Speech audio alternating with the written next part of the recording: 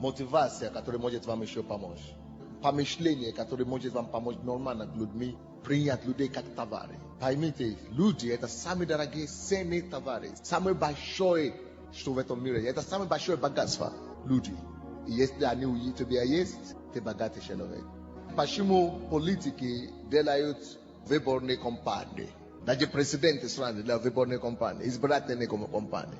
Потому что они хотят заработать людей. Не деньги зарабатывать. Наоборот, они выбрасывают деньги, чтобы людей зарабатывать. Даже сам президент страны, любой, ничего не сделает без людей. Человек – это самый сильный товар, самое большое богатство. Если ты можешь вложить себя в человека, в людей, если ты можешь помочь людей быть успешными, если ты можешь поднимать людей, тем больше ты можешь людей поднимать, тем больше ты можешь сделать людей успешными, тем больше ты становишься, тем успешнее ты. Поэтому цель каждого из нас помогать как можно большим людям состояться. В этом наш успех личный. А бывший президентом Румынии Чаушеску, его сняли голову, его убили. Знаете, кем он был до того? Президентом страны, диктатором. Он думает, что это он важен. Нет, люди важны. Милошевич, он во власти. Они думают, что это власть сделала мне, как я есть. Это мое президентство сделало мне такой, как я есть. Нет.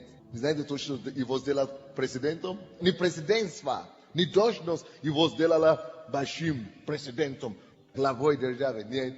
Знаете, что его сделала? Люди. Пока люди поддерживают его, он будет президент. Он будет важным. Он будет иметь положение. Но когда люди перестают поддерживать его, он никто. Поэтому это очень случай каждый тиран, каждый диктатор.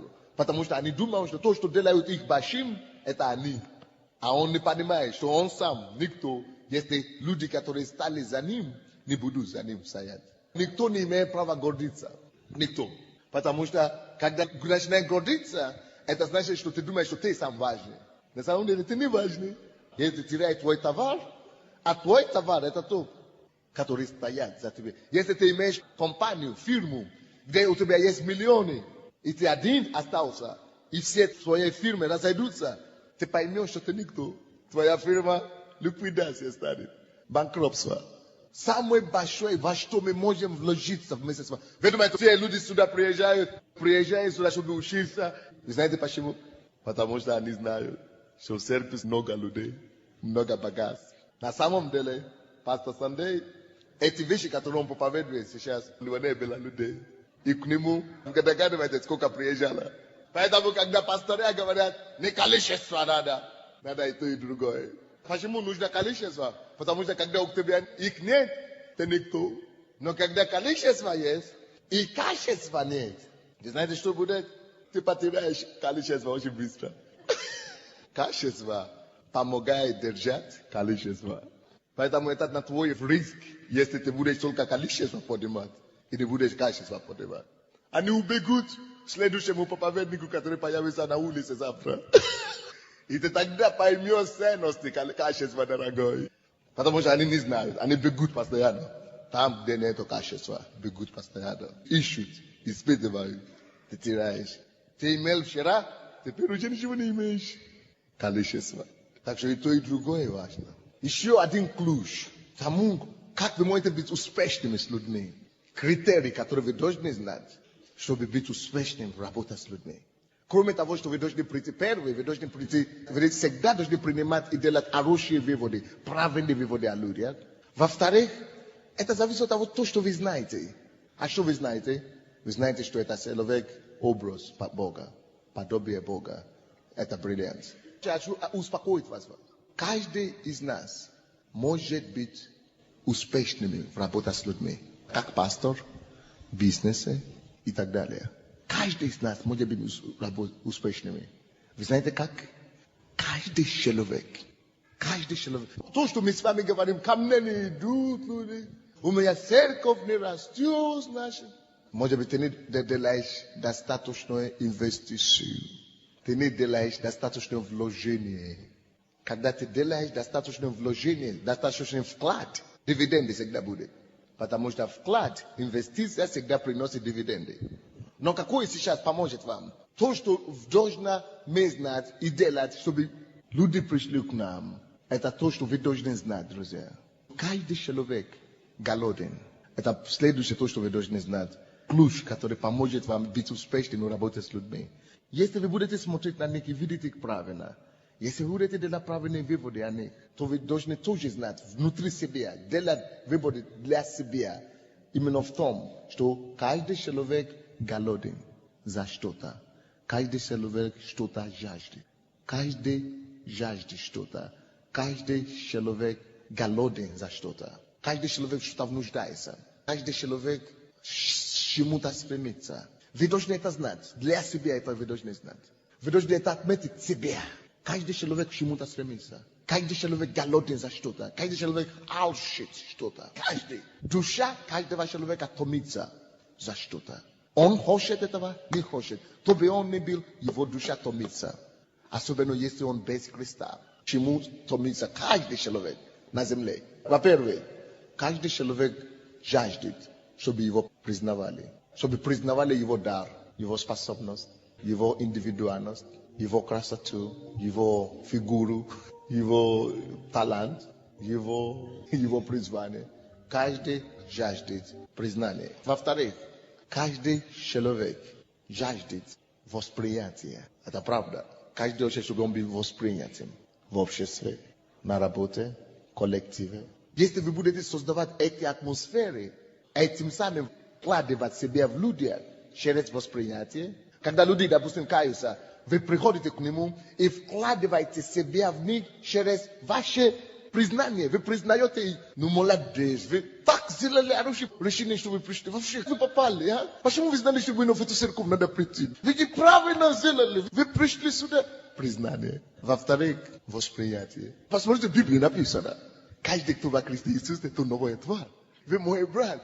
Бог ваш отец. Восприятие. Он не говорит, но он хочет это. Каждый человек хочет признание. И каждый хочет восприятие. Это правда. Следующее. И когда Бог говорит нам, вкладывайте себя.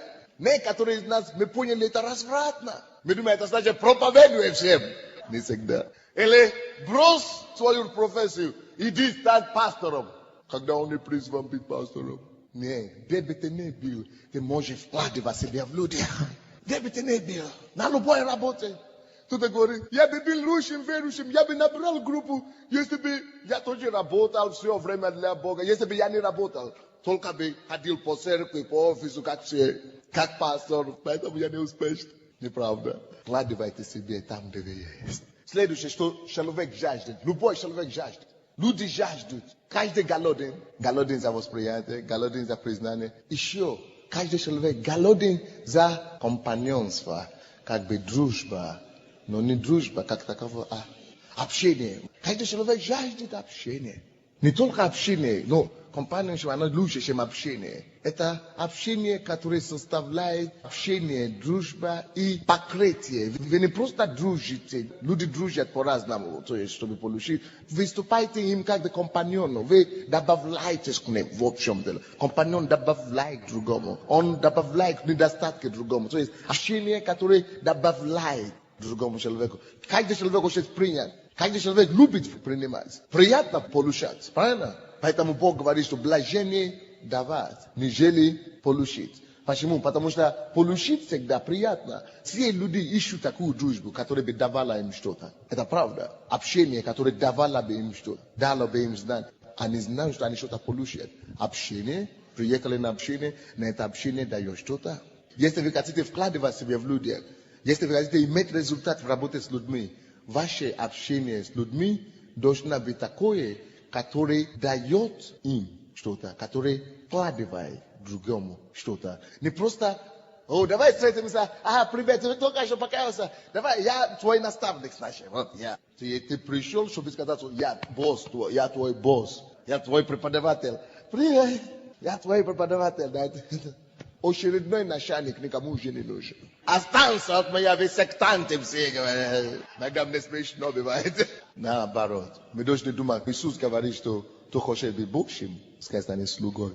Когда вы будете служить им, тогда вы станете Божьим над ними. Este vikatite prabresti ludei. Vashi abshenie snemi doshno betakoy abshenie shobi ve abshali sastarane shobi slujit im. Sastarane tavo shobi dabavit knim. Shobi bitim slugoy. Vot eta takoy abshenie segda zavayuet dushu isedes. Abshaites ludmi shobi bit slugoy im. Selu bit slugoy.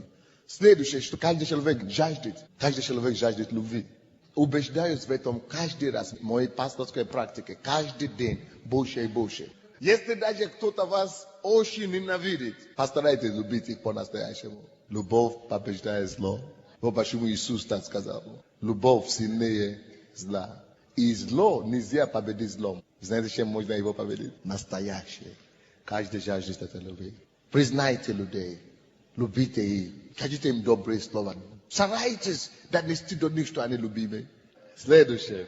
Каждый жаждет понимания. Кто из вас женат здесь?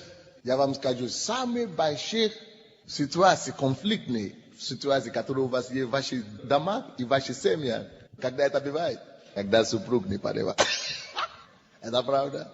Вы выясните, когда ваш муж бьет свое и все. Он гонит свое и все. Вы ему объясняете и так далее, а он или ваша жена. Вы пытаетесь ей что-то объяснить, а она свое. Тогда вы уже ничего вообще не хотите уже. Уже не хотите. Знаете почему? Понимание. Каждый жаждет понимания. Если вы будете стараться понимать людей, которыми вы общаетесь, которые каются, люди будут тянуться к вам. Каждый может быть успешным, понятие других. Мы все можем быть успешными, понятие других. Следующее, последнее, что каждый жаждет. Каждый жаждет что-то. Каждый жаждет.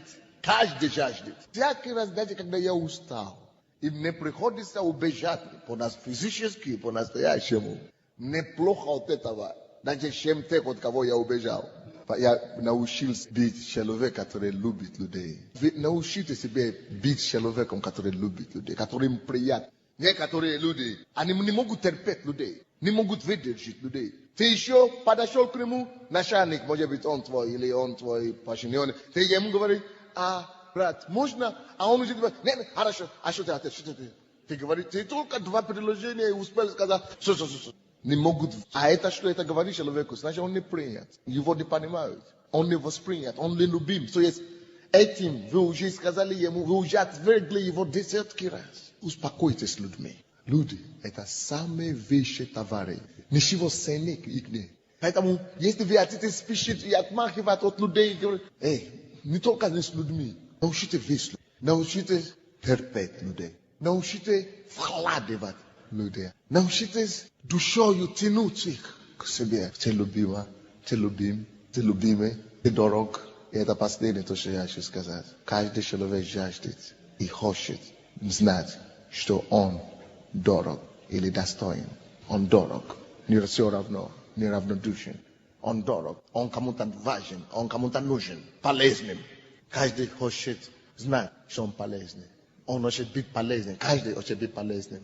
Каждый хочет быть достоин. Дорог. Дорогим. И Бог сделал нас такими. Вы знаете чем? 1 Иоанна 3:1 написано: смотрите, какую любовь дал нам.